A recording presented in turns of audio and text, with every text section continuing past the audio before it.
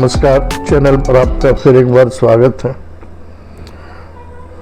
साथियों, माँ बाप अपने बच्चों को बहुत ही हसरत से पालते हैं, पोसते हैं, उन्हें पढ़ाते हैं, लिखाते हैं और वो चाहते हैं, हर माँ बाप चाहता है कि उनके बच्चे आगे चल के उनका नाम रोशन करें, ख़ानदान का नाम रोशन करें, समाज में कुछ ऐसे कार्य करें जिससे अड़ोसी पड़ोसी रिश्तेदार उनके बच्चों का नाम सम्मान से लें, आदर से लें, प्रशंसा करें उनके नाम की। जब बच्चों की प्रशंसा होगी तो माँ बाप की पहले होगी। लोग कहते हैं कि अरे उसका लड़का, फलाने का लड़का या उसकी लड़की ने ऐसा काम कर दिया, उसकी लड़की उसमें सिलेक्शन हो गई, उसकी लड़की डॉक्टर बन गई या उसकी लड़की इंजीनियर बन गई। बच्चों के काम से पहले, बच्चों के नाम से पहले माँ बाप का नाम चलता है। हर माँ बाप की हसरत होती है, चाहत होती है। चाहते तो सभी हैं, लेकिन कभी कभी हम लोग अपने कर्तव्य से विमुख हो जाते हैं। हम लाड़ प्यार में इतने अंधे हो जाते हैं कि हम बच्चों की तरफ ध्यान ही नहीं दे पाते कि हमारे बच्चे जब कॉलेज जा रहे हैं, स्कूल जा रहे हैं तो क्या कर रहे हैं। अधिकांश आजकल ये देखने सुनने को मिल ही रहा है कि बच्चे स्कूल में गए, नशे के शिकार हो गए, या वहाँ गए तो पॉर्न फिल्म देखते हुए बच्चा मोबाइल पर पकड़ा गया। वो लड़की घर छोड़ के भाग गई, अपने सहपाठी के साथ भाग गई।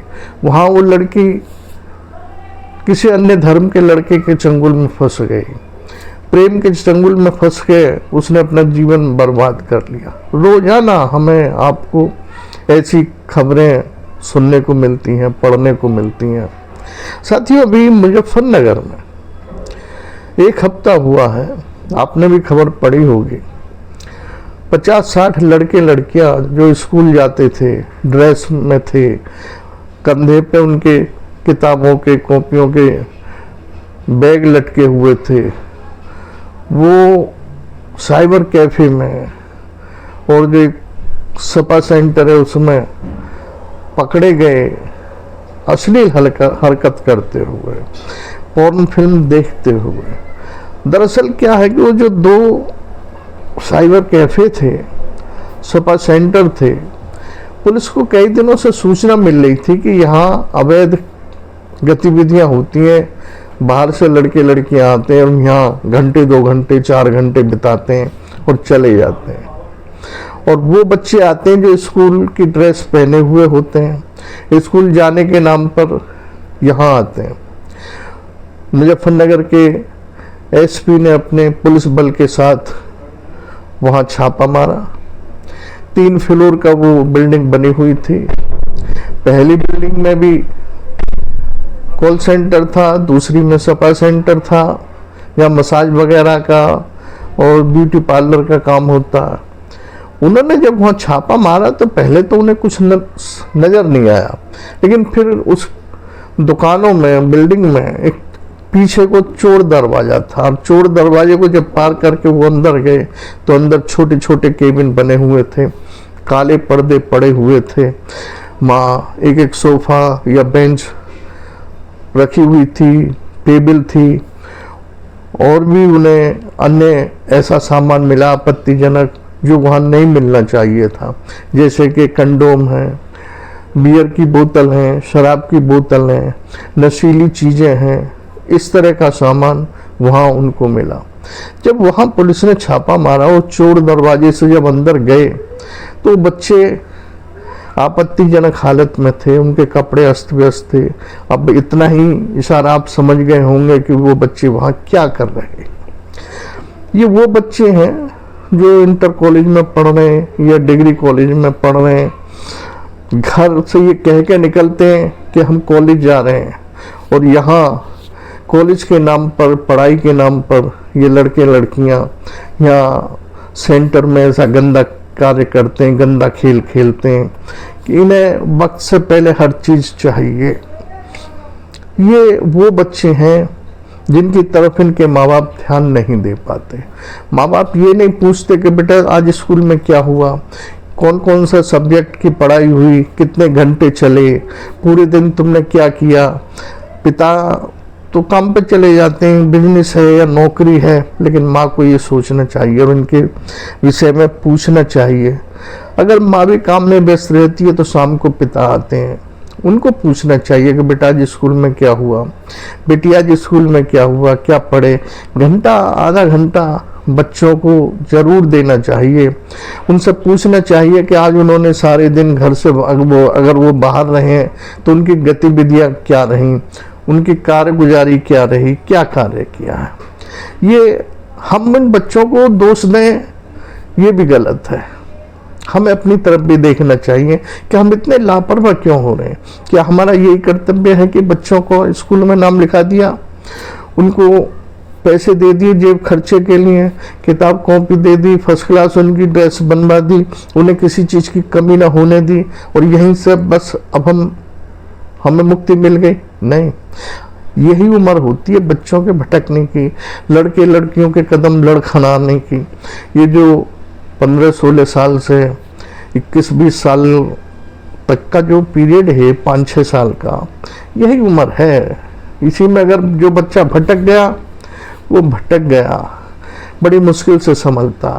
और जो इस उम्र में जिसकी संस्कारों की, पारिवारिक जिम्मेदारियों की नींव मजबूत पड़ गई, वो बच्चा जरूर आगे चल के अपने माँ बाप का नाम रोशन करता है, ख़ानदान का नाम रोशन करता है, समाज का नाम रोशन करता है।